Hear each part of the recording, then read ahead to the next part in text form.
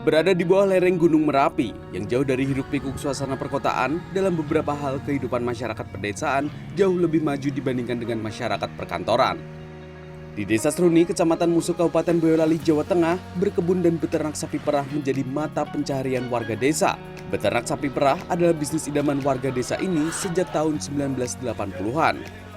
Usaha sapi perah cukup menjanjikan di sini dengan pasar yang luas dan harga yang menguntungkan. Sapi adalah simbolis dari Kabupaten Boyolali. Di pedesaan, memelihara sapi secara pribadi maupun komunal sudah menjadi tradisi. Banyaknya limbah kotoran sapi kini menjadi berkah tersendiri. Jika dulu limbah kotoran sapi dapat memicu konflik sosial, kini limbah itu justru menjadi sumber energi yang diandalkan. Sudah sejak tahun 2012, warga mulai mengurangi anggaran pembelian LPG untuk kebutuhan memasak dan beralih menggunakan biogas. Energi biogas diperoleh dari kotoran sapi yang ditampung dalam sebuah bak penampungan atau digeser, yang selanjutnya didistribusikan menjadi energi untuk menyalakan kompor di dapur. Sebelum memanfaatkan biogas, warga memasak menggunakan kayu bakar dan berdampak pada timbulnya polusi udara serta kelestarian hutan. Sebelum ada biogas, masaknya LPG, setelah itu ya pakai kayu juga seperti itu. Jadi kalau ada duit yang beli gas LPG, kalau nggak ada duit itu pakai kayu. Manfaatan biogas ini dipelopori oleh Setio, Ketua Kelompok Tani Agni Mandiri yang tergerak untuk menyelesaikan permasalahan konflik sosial dampak dari kotoran sapi. Setio secara gigih mengajak warga lainnya untuk membuat biogas.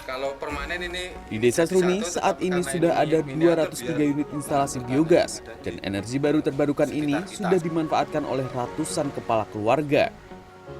Selain menghasilkan biogas, endapan kotoran sapi dari dalam digeser juga menghasilkan suluri yang kemudian dijadikan pupuk organik untuk berbagai pertanian warga.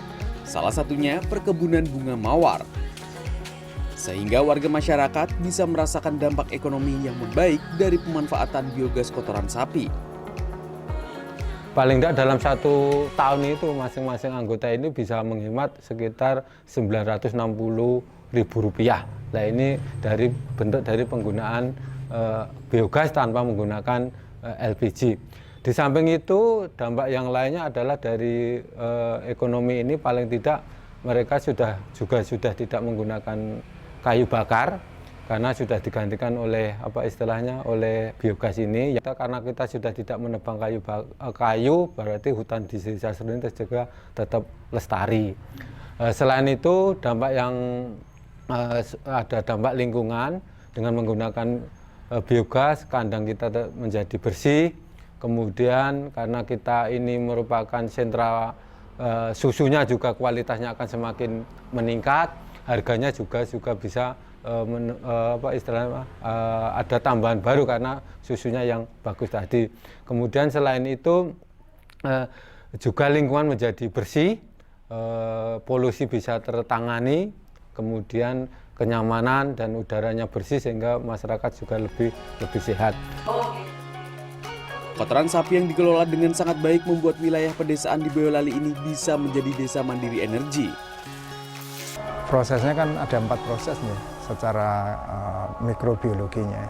Tahapan hidrolisis, asetogenis, kemudian pembentukan asam, terakhir pembentukan metan.